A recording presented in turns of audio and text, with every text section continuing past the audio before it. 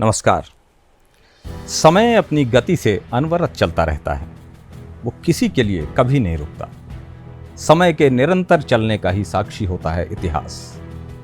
इतिहास जो हमारे अतीत से हमें रूबरू करवाता है। तो इतिहास में आज बात एक नगर के बसने की, जिसे रीवा कहा जाता है। रीवा जो आज मध्य प्रदेश के सबसे तेजी से उभरते हुए शहरों में से एक है।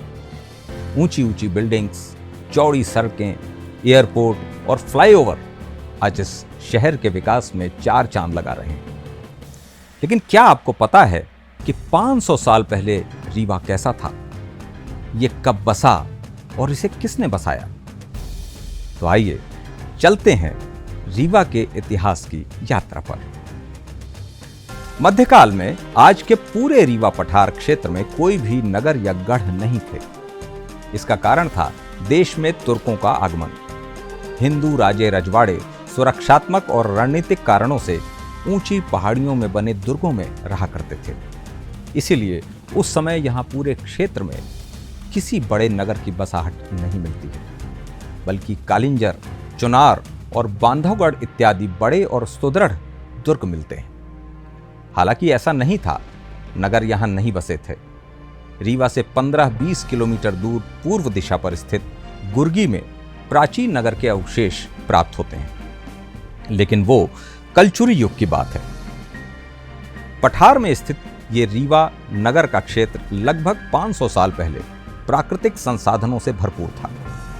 दूर दूर तक फैले घास के मैदान और वन प्रांतर यहां फैले हुए थे, जिनमें महुआ, जामुन, छिहुला, पलाश और अमलतास के सदाबहार वृक्ष लहराते रहते थे।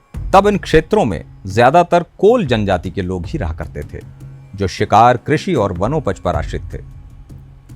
उस समय नमक बहुत कीमती और दुर्लभ वस्तु मानी जाती थी। राजा हो या रंक, नमक किसी के लिए सुलभ नहीं था। नमक, जिसे संस्कृत में लवण और देशज भाषाओं में लोन या नोन कहा जाता है, इसका व्यापार लमाना जाति के लोग किया करते थे, जो सिंध, राजपूताना और गुजरात से नमक लाते थे और इन क्षेत्रों में बेचते थे।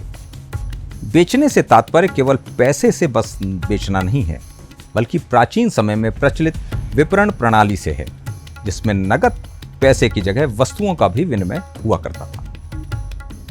इन्हीं लंबी लंबी यात्राओं के दौरान लमाने जब इन क्षेत्रों में आते तो वो 3 नदियों के मध्य स्थित इस भूमि पर ठहरते और सुस्ताते थे। ये रीवा का क्षेत्र तब बीहर, बिछिया और झिरिया नदियों की जलधाराओं से विप्लित रहता था। घास के मैदान और ऊंचे छायादार वृक्षों से यह क्षेत्र आच्छादित हुआ करता था।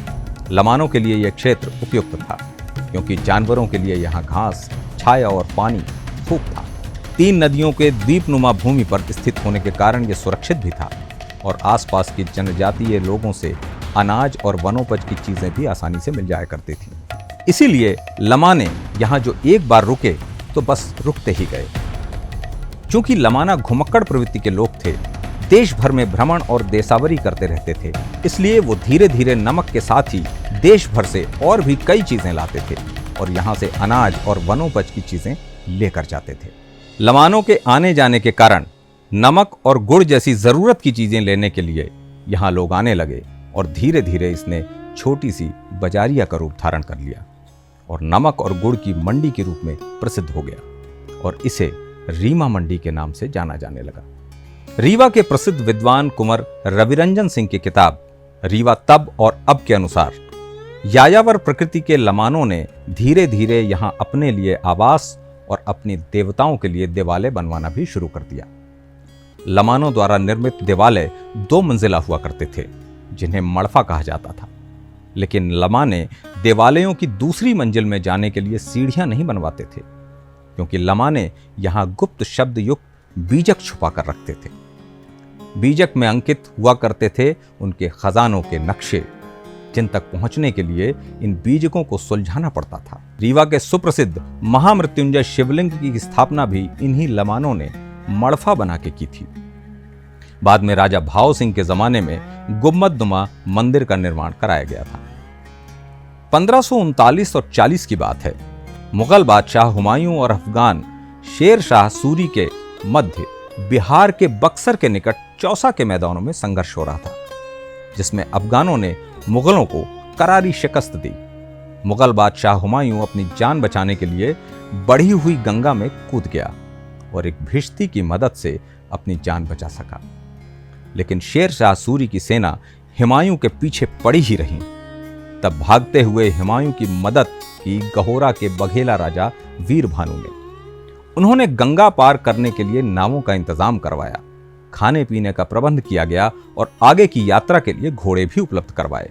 इसकी पुष्टि गुलबदन बेगम कृति हुमायूं नामा से भी होती है। चूंकि राजा वीर भानु ने चौसा के युद्ध से भाग रहे हुमायूं को अरेल घाट में गंगा नदी पार करने में मदद की थी और उसे उसके परिवार के साथ उसे शरण भी दी थी, इसलिए वीर भानु से खार खाए शेर शाह ने दिल्ली में खुद स्थापित करने, हुमायूं को फारस खदेड़ने और मारवाड़ के राजा मालदेव को पराजित करने के बाद गहोरा की तरफ बढ़ा। गहोरा में खुद को असुरक्षित जानकर वीर भानु ने निकट ही चंदेलों के अजेय दुर्ग कालिंजर में शरण ली, लेकिन शेर शाह ने वहां भी वीर भानु का पीछा न छोड़ा। कालिंजर पर भी शेर शाह के आक्रमण को जान वीर भानु अपने परिवार सहित सुदूर दक्षिण स्थित बांधवगढ़ के दुर्ग में चले गए। वीर भानु को आश्रय देने वाले चंदेल राजा कीर्ति सिंह के विरुद्ध कालिंजर पर घेरा डालने के बाद उसने अपने पुत्र सलीम शाह को बघेल राजा का दमन करने के लिए भेजा। कालिंजर से चलकर सलीम शाह रीवा पठार के क्षेत्रों में आया। यहां पर उसे रीमा मंडी के बारे में पता चला, जहां लमानों और अन्य व्यापारियों ने पठार के मध्य में होने नदियों द्वारा सुरक्षित होने के कारण इसे विपणन केंद्र बना रखा था। चूंकि यह स्थान बघेलों के दोनों नगरों बांधवगढ़ और गहोरा के मध्य में स्थित था, इसलिए सलीम शाह ने इस स्थान को उपयुक्त जान एक गढ़ी का निर्माण करवाया और यहीं रहने लगा। इस बीच कालिंजर में एक दुर्घटना घटी, जिसके बाद शेर शाह सूरी की मृत्यु हो गई। पिता की मृत्यु की बात सुनकर सलीम शाह दिल्ली की तरफ चला गया और इस्लाम शाह नाम से दिल्ली के तख्त पर बैठा और वो फिर यहां कभी लौटकर नहीं आया। यहां पर पहले की ही तरह लमाने और व्यापारी आते जाते रहे और मंडी चलती रही, लेकिन फिर भी स्थायी निवास किसी ने यहां पर नहीं बनवाया। अब इधर इस घटना के कुछ 50 साल बीते होंगे। यहां पर बघेला वंश के राजा रामचंद्र शासन कर रहे थे, लेकिन 1592 में राजा रामचंद्र की बांधवगढ़ में मृत्यु हो गई।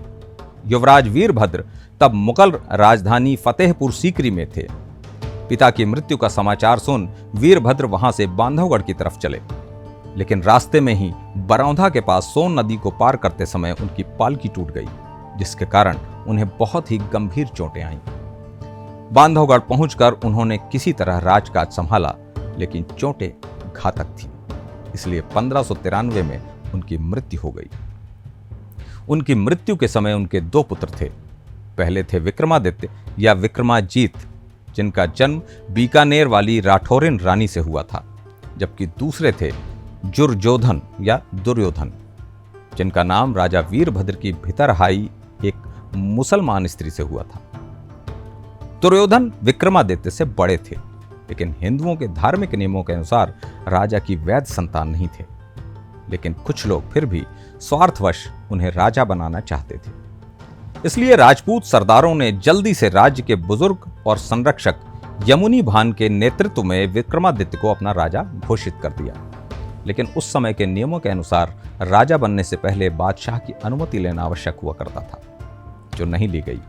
इसलिए मुगल बादशाह अकबर ने इस कृत्य को बघेलों द्वारा विद्रोह मानते हुए त्रिपुरदास खत्री, जिनका नाम कहीं कहीं पात्रदास भी मिलता है, उनके नेतृत्व में एक फौज बांधवगढ़ अभियान पर भेजी। त्रिपुरदास ने बांधवगढ़ दुर्ग की घेराबंदी डाल दी और 8 माह 5 दिनों के बाद यह दुर्ग मुगलों के अधिकार में हो गया। अकबर ने इस्माइल खान नाम के एक मुगल सरदार को बांधवगढ़ भेजकर विक्रमादित्य को फतेहपुर बुलवा लिया और त्रिपुरदास खत्री को बांधवगढ़ का प्रशासक नियुक्त कर दिया। फतेहपुर में रहते हुए विक्रमादित्य बंधन में महसूस करते, इसलिए वो वहां से निकल भागे, जिसके कारण उन्हें मुगलों द्वारा बागी घोषित कर दिया गया। अकबर को न जाने क्या सोची, उसने 1602 में दुर्योधन को बांधवगढ़ का राजा बना दिया।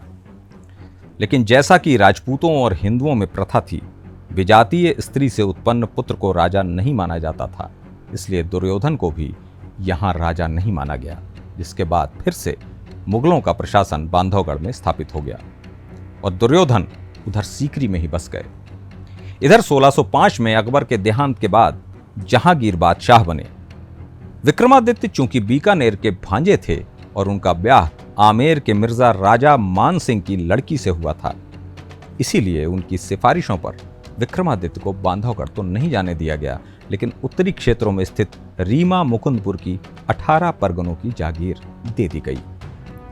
बहुत संभव था विक्रमादित्य ने मुकुंदपुर को अपने निवास के लिए चुना। इसकी पुष्टि राजस्थानी भाषा के कतिपय ग्रंथों से भी होती है। फतेहपुर से आने के बाद विक्रमादित्य ने मुकुंदपुर को अपना निवास बनाया, लेकिन उनके मन में बांधवगढ़ का राज्य न मिलना हमेशा मन में सालता रहता था। इसलिए उन्होंने बांधवगढ़ पर अधिकार करने का निश्चय किया और बांधवगढ़ पर चढ़ाई कर दी। विक्रमादित्य के विद्रोह की खबर जब जहांगीर को लगी तो उसने महासिंह कछवाहा को विद्रोह का दमन करने के लिए भेजा।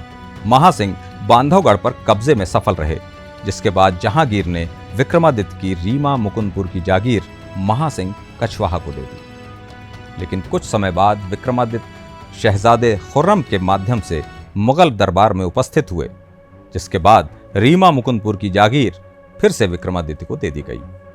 इस बात की पुष्टि जहांगीर द्वारा रचित तुजुक ए जहांगीरी से भी होती है, जिसमें जहांगीर ने लिखा है, आज रीवा का राजा आया, उसका कसूर माफ हुआ। यह बात है 1617 की। रीमा मुकुंदपुर जागीर को फिर से प्राप्त कर लेने के बाद विक्रमादित्य ने इस मुकुंदपुर की जगह रीवा को अपनी राजधानी बनाने का निश्चय किया। रीवा, जो तब रीमा मंडी के नाम से जाना जाता था। जैसा कि हम पहले भी बता चुके हैं, शेर शाह सूरी के पुत्र इस्लाम शाह ने यहां एक किले की नींव डाली थी और कुछ माह यहां रहा भी था, लेकिन इस बात को लगभग 60 साल बीत चुके थे। रीवा तब रीमा मंडी के नाम का एक संरक्षित गांव हुआ करता था। विक्रमादित्य ने सलीम शाह द्वारा तामीर करवाई गई गढ़ी को विस्तृत करवाया और अपने निवास के लिए बनवाया। सुरक्षा की दृष्टि से पूर्व और उत्तर दिशा की तरफ परकोटे का निर्माण करवाया गया। उनके साथ आए कुछ लोगों ने भी परकोटे के आसपास अपने निवास के लिए स्थान बनाया, जिसके कारण इस मंडी ने एक नगर का रूप धरना प्रारंभ कर दिया। इस तरह बहुत सालों बाद इतिहास में पहली बार रीवा स्थायी तौर पर बसा, जिसे बसाए जाने का श्रेय राजा विक्रमादित्य को जाता है। इसलिए यह कहा जा सकता है, इस रीवा नाम के स्थान की खोज की घुमक्कड़ लमानों ने, जबकि यहां किले की नींव डाली इस्लाम शाह ने और फिर 1618 में राजा विक्रमादित्य ने किले का विस्तार करवाया, लोगों को बसाया, जिसके बाद ही रीवा ने एक नगर का स्वरूप लेना प्रारंभ किया। तो ये कहानी थी रीवा नगर के बसने की।